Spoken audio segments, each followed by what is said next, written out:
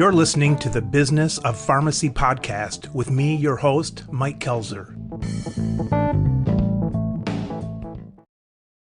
Patti, for those that haven't come across you online, introduce yourself and tell our listeners what we're talking about today. I'm Patti Mara. I'm a business coach. I've been a business coach for well over 20 years. I work predominantly with retail and service businesses, brick and mortar, focusing pretty exclusively with pharmacy owners to help you know why your customers, your patients choose you, and you can clearly communicate why drive by all the other pharmacies in town to choose our pharmacy, and that their team understand how to create the value of your pharmacy, that they understand their role, a purpose-led role, that they get to have an impact every day. It sounds to me, Patti, like you almost have to plan for that in your hiring, or at minimum, put that into your job description, because a lot of times you'll get somebody in and then they'll go and they'll listen to Patti and they'll come back and they'll say, all right, we're all going to be the ultimate relationship selling and things like that. And the person says, I didn't sign up for this. I just want to do this and that. It almost seems like you have to plan for that in your hiring. And if not, it seems you're going to get some people that either don't want to do it or they're cynical. They hate all the teamwork talk and all that kind of stuff. Is it critical to hire that, or can you say, no, Mike, we can turn that ship around wherever it's going? There was a great book a number of years ago, Brad Smart, I think, Top Grading. He talked about all team members are A players, B players, or C players. A players are people that have the right skill set, the right temperament, and they want to win. So you just have to really put them in the role and they'll figure it out and they're going to show up to win. And B players, they have the right skill set, but you have to manage them. You have to manage them to produce results. And C players are disengaged, either because they're not the right fit or because they've become disengaged. And they can be passively or actively disengaged. One is a little bit more destructive than the other, but both are not a good fit. So coming back and answering, yes, you want to understand. I think we all take for granted our culture.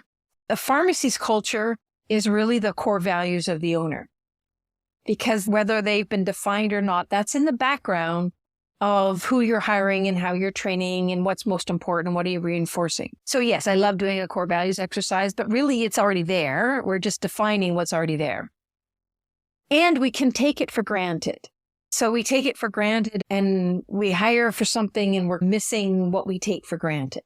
So yes, know what it is you're looking for. One of my business mentors, the entrepreneur behind Strategic Coach, Dan Sullivan, it's like he always wants to hire batteries included. They show up and you're not trying to engage them. They show up. How do I do this? What do we do? We're looking for this. However, if you don't have the structure in place to set your team up to win, in other words, they're guessing all the time how to win. Everyone wants to feel like they're winning in their role. If they're guessing all the time, it hits your productivity. It hits their job satisfaction. You're always feeling like you're correcting things. So if you don't have that essential structure, I talk about the 4 pillars of setting your team up to win in place. You can hire A players and they will not stay because they can't win in their job, either because the team's not held accountable. They won't work with people that are disengaged and you're not doing something about it. So yes, it's good to know and include that in the hiring process. And at the same point, you may be hiring for the right person and you don't have the structure set up and they're not set up. So you're losing them. If you're losing people you don't want to lose, chances are you don't have the structure in place to set them up to win. For a pharmacy to be successful, this is so important. It's cliche. You've got to have the business and the personality. Now, there's some that can hire that maybe at a different level, but it seems you have to have that. But I think there's a lot of us that don't know how to communicate that well, and we might not communicate it at the hiring time. We know we want them to do that, but they don't necessarily know that. Then count how many steps you want. What if you do put it in your package, and what if you do a good job of promoting this, but you don't know how to manage it? You don't know how to get the person enthused about it. So I imagine we pharmacists suck all around at this. First of all, every pharmacy owner has their own talent. If they're not great with people and they don't want to spend most of their time with people, they want to still own a business, they'll own a research lab, or they'll own a closed door pharmacy. There's always a fit. Saying that, you're spot on. Okay, I'm going to say this in two different ways. The first is, I think this is Izzy Sharp, who started the Four Seasons Hotel. I think this is a quote of Izzy Sharp. You want to systematize the routine so you can humanize the exception. None of it should be left up to memory, or it won't happen consistently. So yes, it needs to be. Break that down a little bit, Patti. Say that one again. You have to systemize the routine. In that case, does the routine also include the smiles and using names? Doesn't include everything. Everything. You don't just mean the cash register. You systemize the routine. Yes.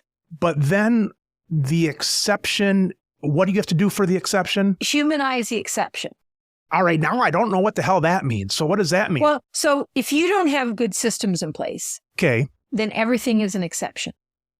So you can't actually deal with what's unique. Oh, problems or good scenarios. Yes. You don't know what's the standard, and so you don't know how to handle somebody outside of those boundaries. Correct. And you don't have any time or attention to do it. All growth happens from fixing something that didn't work. There's a certain amount you're just humming along, but in order to continue to innovate beyond where you are today, most of the time it's fixing something that doesn't work, and you don't have any time or energy to do that if you don't have good structure in place. So that gives you time to massage the edges a little bit. Sure. Because the rest of it, it's hopefully humming along, but not just humming along at a mediocre level. It's humming along at a system you set up. All right. So what's the second thought then? Actually, we can dive into that because I created an ebook, just a downloadable ebook on the 4 pillars setting your team up to win. Because when I was going and working with a pharmacy and their team, what I found is I'm going in to do the experiential training. I'm going in so that teams know how to have communication, to hear the message, not just the words, how they handle complaints, how to set them up so they feel empowered and purposeful. And what I found is a lot of the time I had to do backfill, that they didn't have these 4 pillars. And so we can dive into that. But the other piece I was thinking about was the E-Myth Revisited. Michael Gerber. That's a great book. Sure, because most business owner, including pharmacists, are an owner because they're good at the technical part of the technician role in a pharmacy is the pharmacist. And then you also need a manager role who's running the day-to-day, and you need an entrepreneur role, which is building the business, growing the business. The hats that we're wearing. Got it. The hats that you're wearing. One of the things I liked, and of course what Michael Gerber talks about in his book, is structure. You have to have structure in place. Michael Gerber's book is Systematize the Routine so you can humanize the exception. I think he takes it to too far of an extreme. Like, we don't need a franchise model in a pharmacy unless you have 5 stores, but you do need some basic structure. All right, Patti, the 4 pillars. Mm-hmm. Number 1. Number 1 is regular team communication. That's that simple. I want to see at a very bare minimum a 15 to 20 minute weekly huddle. Patti, I'm glad you're on the show, and I know you have experience with this. Not only experience, you're a pro, but I don't do those. I don't like them. I've got ways around it. And I think a lot of it, if you're going to get a naysayer like me, the first thing they're going to say is the schedule. How are you going to get 15 minutes? Because you can't do it midday because the store's going, and you can't do it in the morning because you've got people that aren't there till the afternoon. So just pretending that I wanted to find out more about this, because if you just came in my store and said, I'd say, get out of here. But we've got to cover it because it's on the show now. We've already said it. So, Patti, why in person, and how do you get around the different schedules with that? Yeah, so it's a great question because it's the number 1 pushback I get. And it's the number 1 pillar because without it, the rest don't have the same impact. First of all, I want to talk about the why. Why is this so important? And the other piece I get is, okay, I'm a pharmacy owner, I have a tech and a clerk. We're talking all the time. We don't need a weekly meeting. You still need a weekly meeting. And the reason you need a weekly meeting is because conversations happening, it has to be structured. You want to have everyone report what were they committed to working on and what's an update. So there's an accountability piece. And then what do you want your team to know about? What are current projects? What's the focus of the week? What do you need people to know about or update them on? And then everyone's saying what they're working on are going to report in the next meeting. So it's like the Oreo cookie of reporting, update, and setting up focus for the next week. And even if you're talking all day, if you don't have that, the team members don't feel that they're in the know. Things will be happening because you're thinking about it. But if you haven't talked about it, or you haven't talked about the importance of it, or set up how it's going to go, they're guessing, even if you're talking all day. So that's the first thing. And I can't remember the company that did this study, but they studied businesses and compared ones that had regular team communication, just basic weekly huddles, and ones that didn't. And over a 5-year period, the companies with regular team communication had a 47% higher output than the companies that didn't. The importance and power of your team members feeling in the loop and that they know what's going on. It's like the backbone of everything. Okay, I've got the why, but I've got some things I want to say about the why, but I'm going to hold my tongue, Patti. Now the how. All right, so let's talk about the how then. And you're right. With pharmacy, it's definitely doable because I'm working with pharmacies that are doing it. So I'm going to give a whole bunch of nuts and bolts. And the whole thing is you want to customize it to your circumstances. So let's say it's a one-store pharmacy or smaller teams. Some do come in half an hour early, one day a week, have a 15, 20-minute huddle, and then they go about their day. That's assuming, Patti, that someone works then, because some of our listeners, they might be open till 9 or 10 p.m. and someone's coming in at 1 o'clock. Yeah, so it doesn't work for many. Often, if it's a larger team, that really works for the leadership team, and then the leaders are having with their team. I will say, if you have a larger team, you're probably not going to pull the whole team together. In which case, then the owner with the leaders and the managers will be leading, and they'll set the tone, like everyone, there's still the same structure. What did they accomplish? What does the owner want all the leaders to know about to communicate with their team? What is everyone committing to working on and reporting back at the next meeting? So then it's just that's happening, and you can choose. It doesn't have to deal with store hours. And then the leaders then are meeting with their team. Generally, you want a team that are like 6 to 8 people anyways. So you might have a front of store team, you might have a pharmacy team, you might have a compounding team, you might have the delivery drivers. So you can break up the team a little bit, given that the leaders have a meeting and then they meet with their team. That's fantastic. And then maybe you have 8 people in a one store and you still have split schedules like that. I've also seen what worked is breaking it up into 2 meetings. So maybe Tuesday at 10 a.m. and Wednesday at 2 p.m. or Tuesday at 10 and 2 if the whole team's on Tuesdays. And in which case, have somebody take notes and put it on a bulletin board so the key points are covered. The key is that you start on time and end on time. If you don't start on time and end on time, you're training your team to ignore what you say, and they'll start puttering in 5 minutes later, and then the meeting starts 10 minutes later, and then it bleeds, and then it's not focused. You want to keep them on point, hold them standing up. It's not getting comfortable with the coffee. You keep them crisp. If a conversation comes up that needs more detail, or you have to talk it through with a couple people, set up to meet after the huddle or set up a different time. Keep those huddles focused, sharp, and clear. Start on time, end on time, and that will be your backbone without it bleeding over and taking up more than you need. One of my pet peeves, Patti, is coaches that they'll yell at the kids. You got to be here on time, and you're not on time, so run a couple laps and things like that. And then we parents get there at 5:30 when practice is supposed to be done, and the coaches keep the damn kids until 10 minutes to 6. And I'm thinking, what does that teach the kids? And how are the parents supposed to reiterate that to their kids when the coaches are making the parents late? All right, that's my beef on them. But Patti, I know I probably could do the meetings. All of ours is done through basically, we use one called Crew, but what's one with the S? Not Snap, but what is Slack? those kind of team communications, but I suppose in person, and I'm not going to say better right now, but I'm going to say it's really good.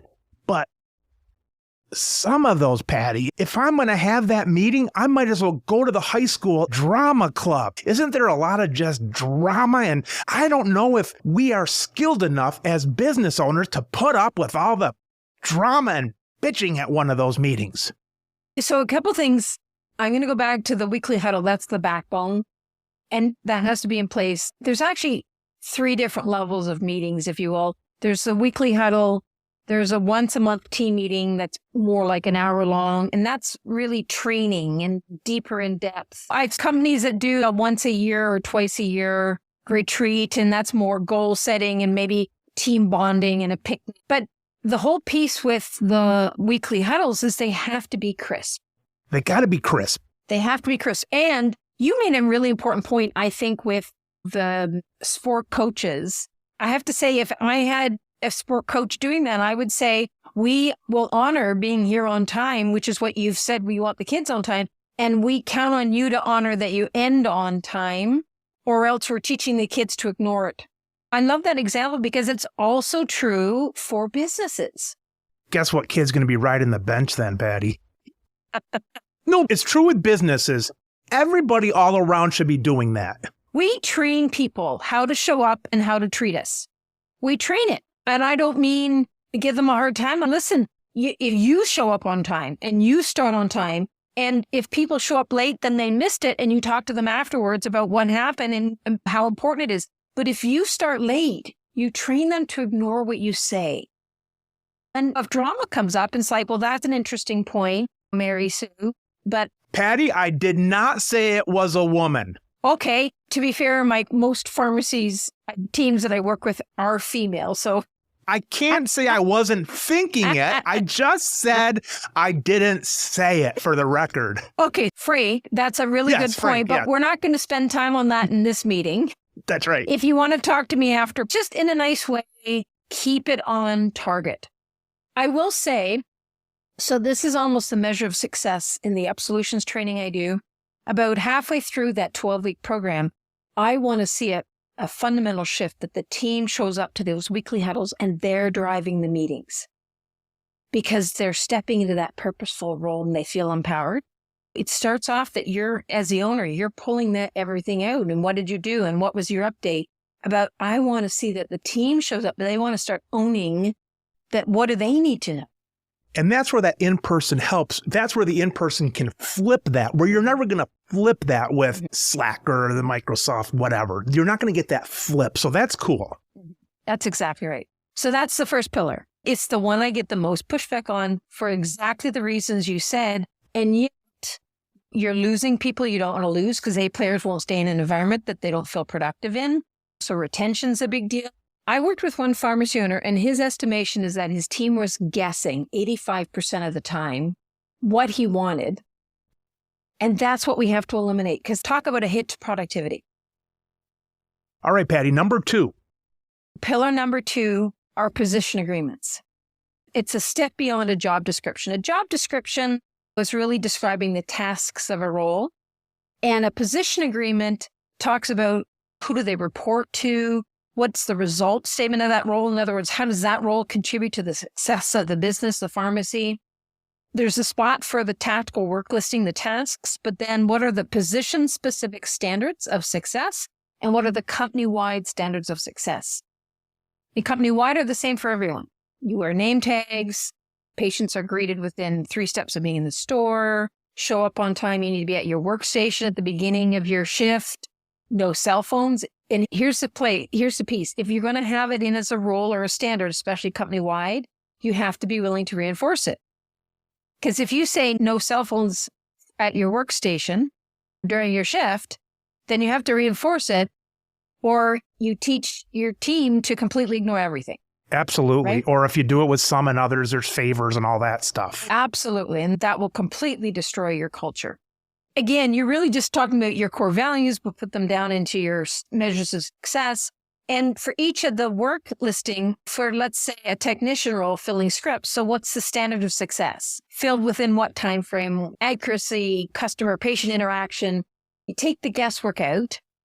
Customers' calls are returned within 2 hours or within a business day, or emails, or since they interact in all different ways. So those position agreements are really just taking up the guesswork in whatever they're responsible for in that role. And it doesn't have to be onerous. I actually have a ton of templates I've collected over the years. It really doesn't have to be onerous. And ideally, you create a draft. The owner would create a draft or use a template to edit the draft. And then you hand it out to your team members to live with for a week and have them edit and input. If you have 3 technicians, you take all of the 3 technicians' input, come up with the finalized position agreement, and you live with that for the next year. But that also helps you. That gives you interview questions because now you have specifically what you're interviewing for, not just the task, but the standards. It's a checklist for training. And it's one to go back to when you're giving performance feedback. You can go right back to the position agreement. See, that was easy, Patti. I don't bite. That was easy enough. It goes to show that these are universal skills. They're universal skills that everybody, every retail store, service across the world can use these. Okay, what's number 3? Number 3 is regular feedback. You've set up the expectations and standards of success, and now you need to be providing regular feedback. How is the team doing? And I like to see, my personal recommendation is a 5-to-1. You want to be acknowledging and appreciating 5 things that are working to 1 corrective that you're dealing with. It's like you want to fill the bank.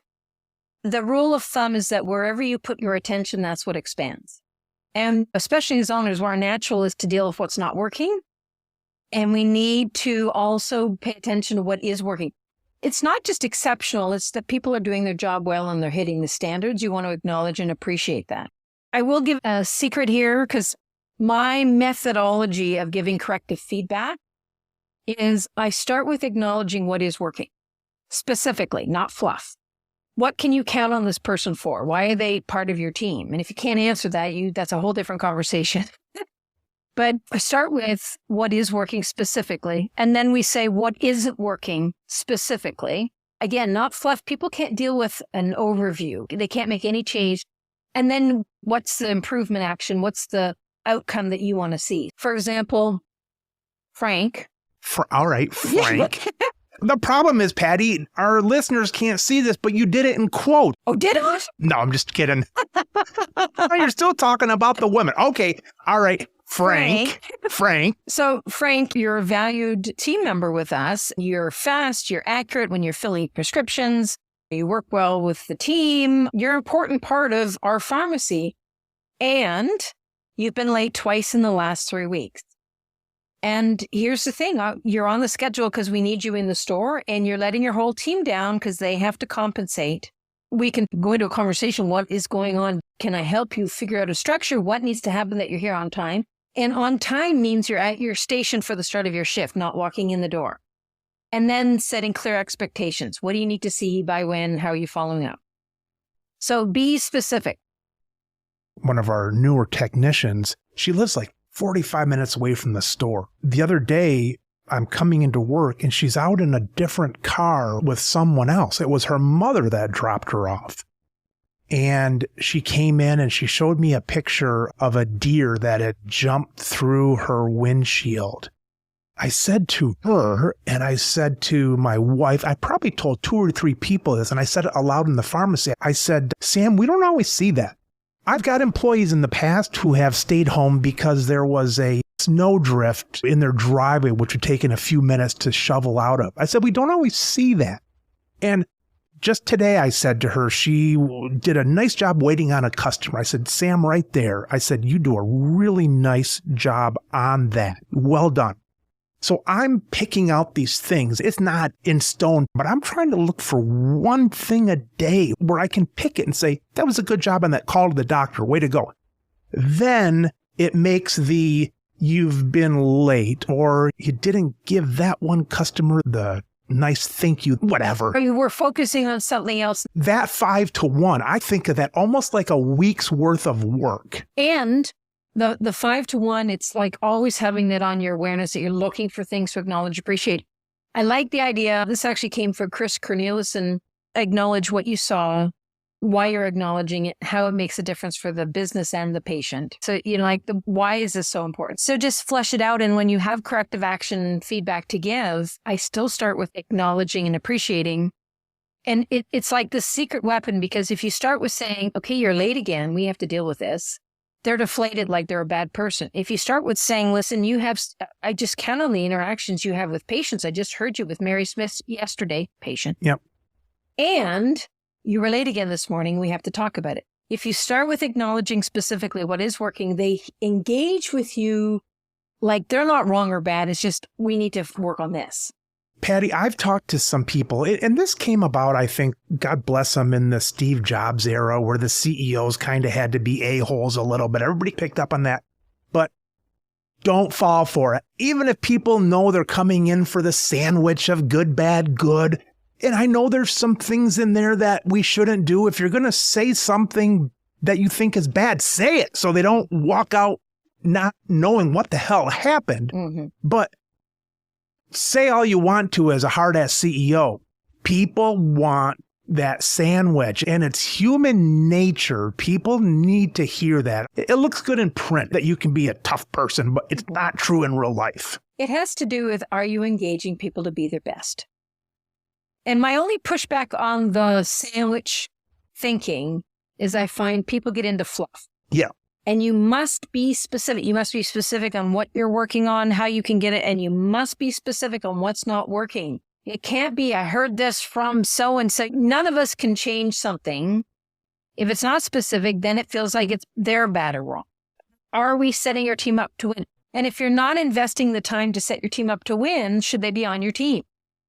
I think in life, I heard this from a psychologist online the other day, but anytime you have to talk to somebody about something, the smallest you can make that, as long as it includes what you want to say, the smallest you can make that, the better. If someone's late, hey, you were late this morning and yesterday, instead of going into, seems like you don't have respect for this, all that stuff, nail the smallest you can.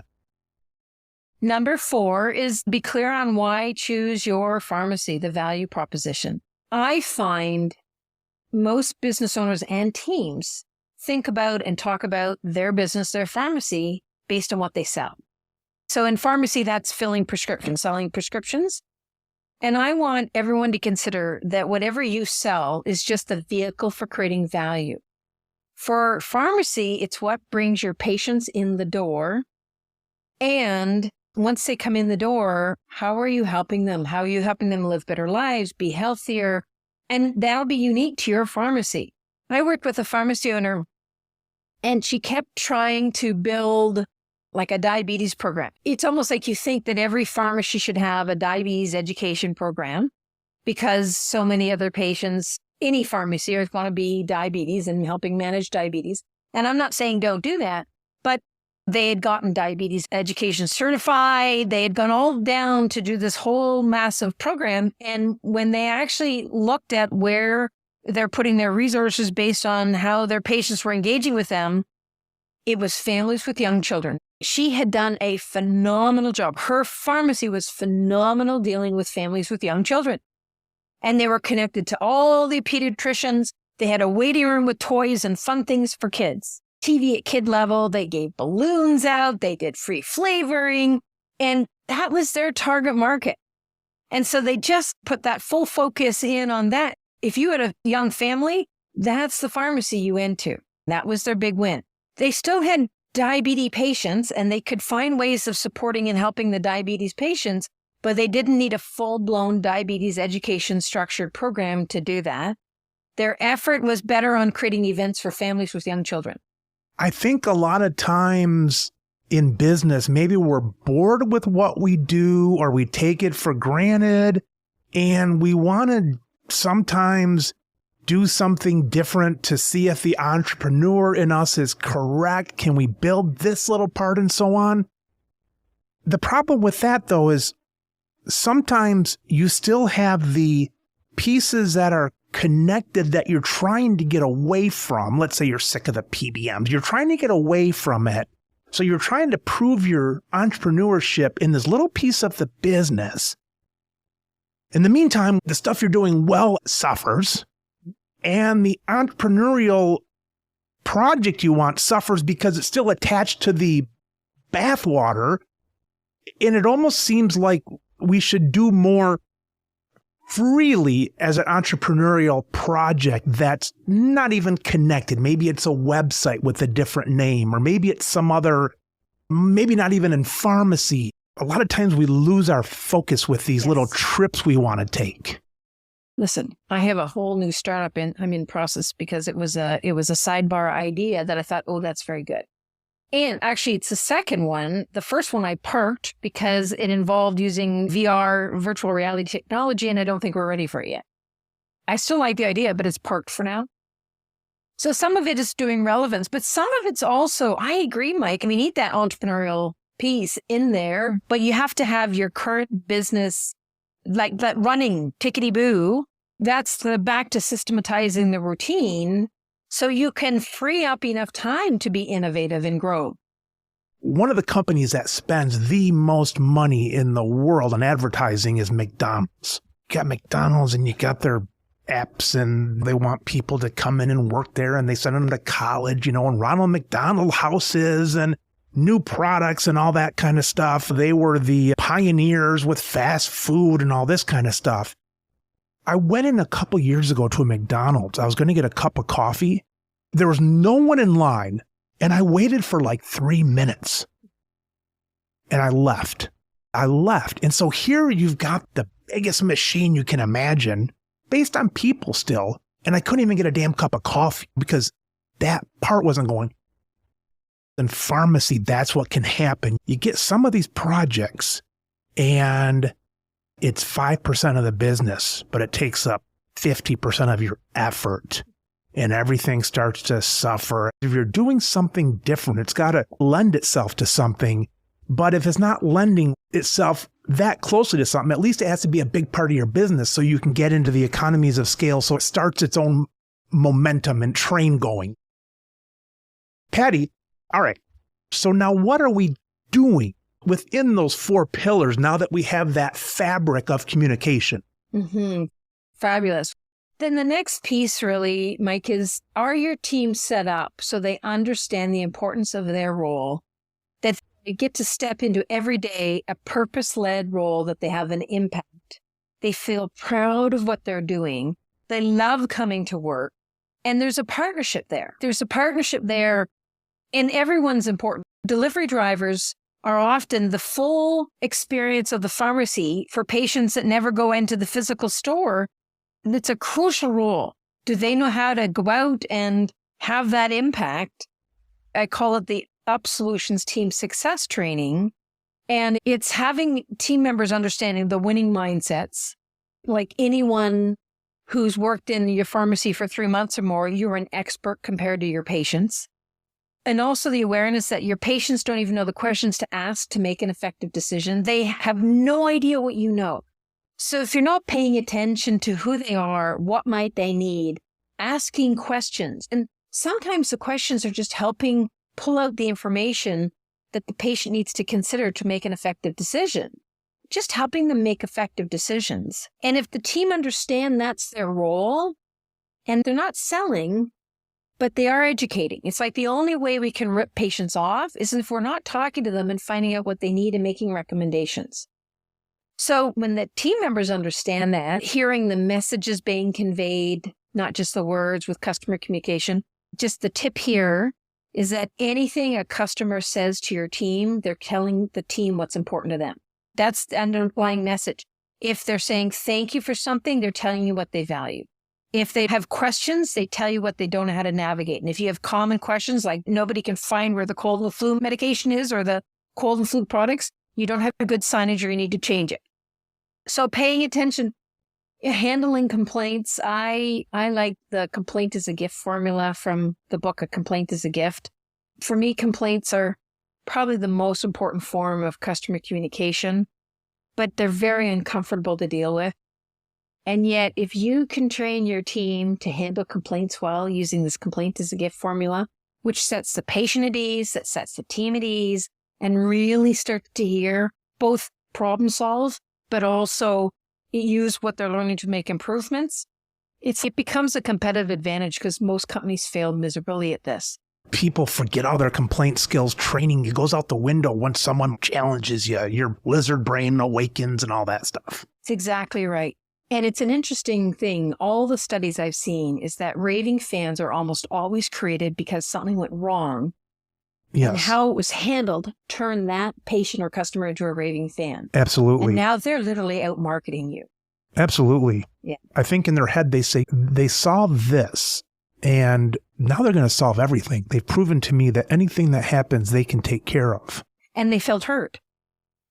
Most people want to be heard. And just doing that, even if you can't solve what the issue was. So a couple of other things, I just like the idea of a couple of frameworks that are powerful for teams. You have a front stage of your business and a backstage of your business. The backstage is everything that happens behind the scenes, behind the curtains. Really important, but hopefully, ideally, that your patients only ever see the front stage. Which, when I walk into a pharmacy, most pharmacies have a pharmacy counter, and 9 times out of 10, they've got mail stacked or boxes stacked on the pharmacy. That's front stage. So you want to manage your backstage behind the scenes. Ideally, your customers never experience your backstage, but you have to have good systems. There's another framework I like from the book Branded Customer Service, which is on-brand, off-brand. An on-brand experience enhances or reinforces the value of your pharmacy, and off-brand takes away. For example, if whoever's answering the phone is focusing, because there's nobody in a pharmacy that's sitting by the phone waiting for the phone to ring, filling prescriptions or helping other customers, or they're doing something and the phone rings. And how do you give that person your full attention so they don't feel like they're interrupting you? It's nuanced, but it's important. So I like on-brand, off-brand. Task versus result. We think of most team members, and us really as the owners too, we train our team to be good at the tasks they're responsible for.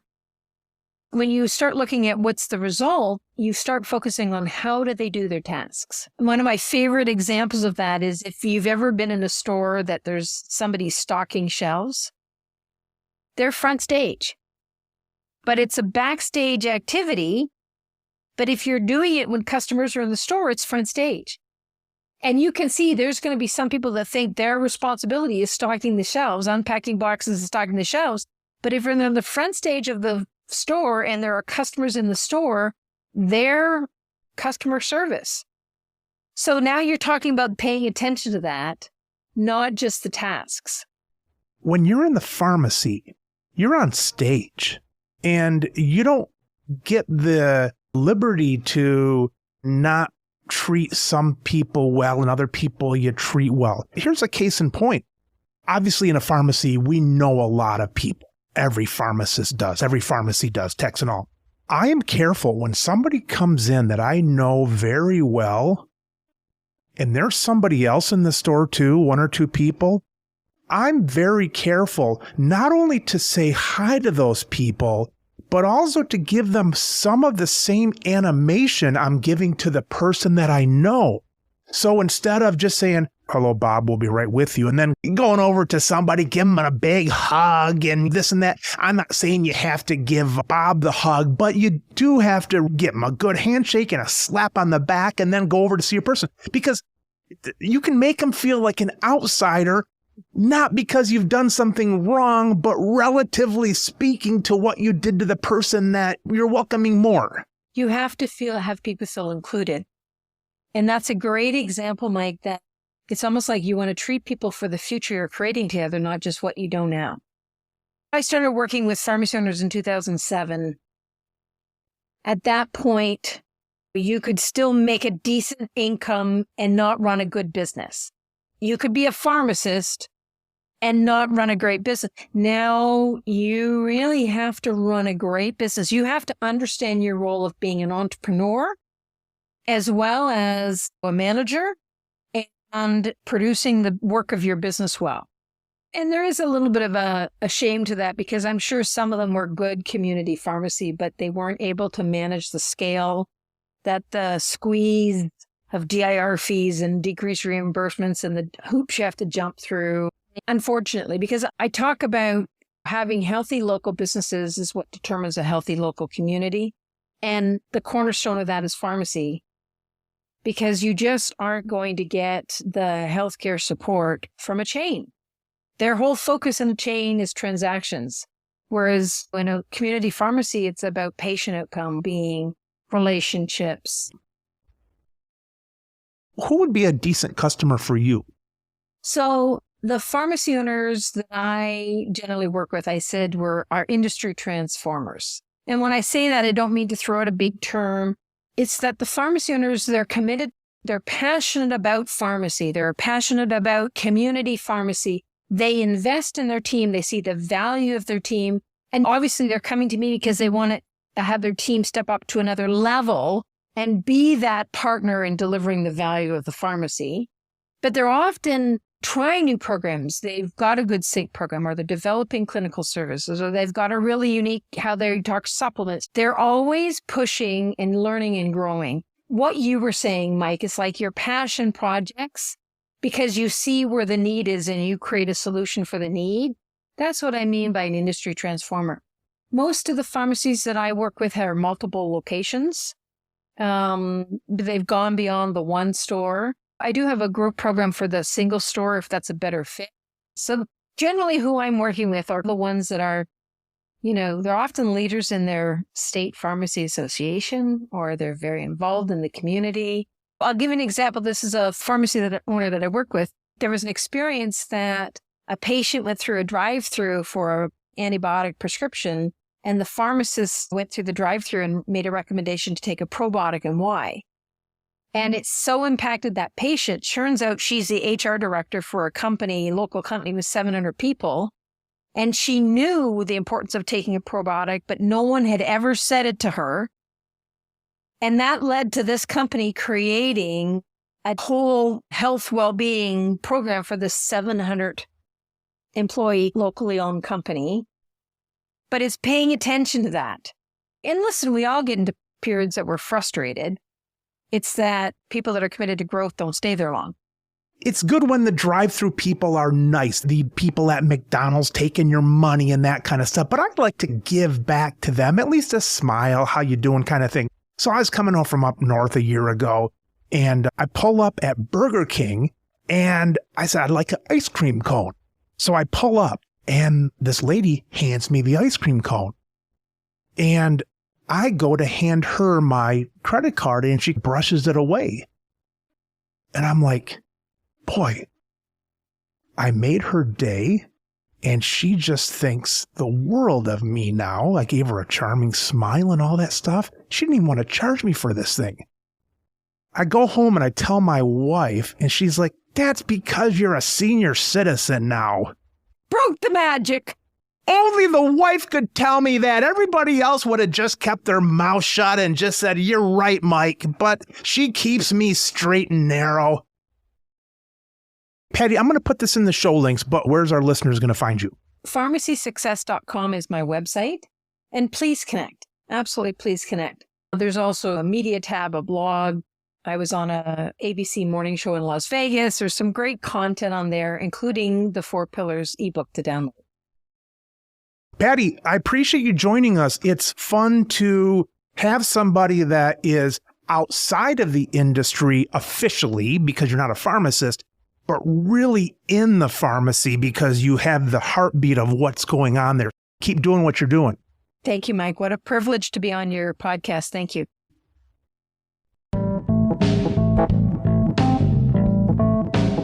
You've been listening to the Business of Pharmacy podcast with me, your host, Mike Kelzer. Please subscribe for all future episodes.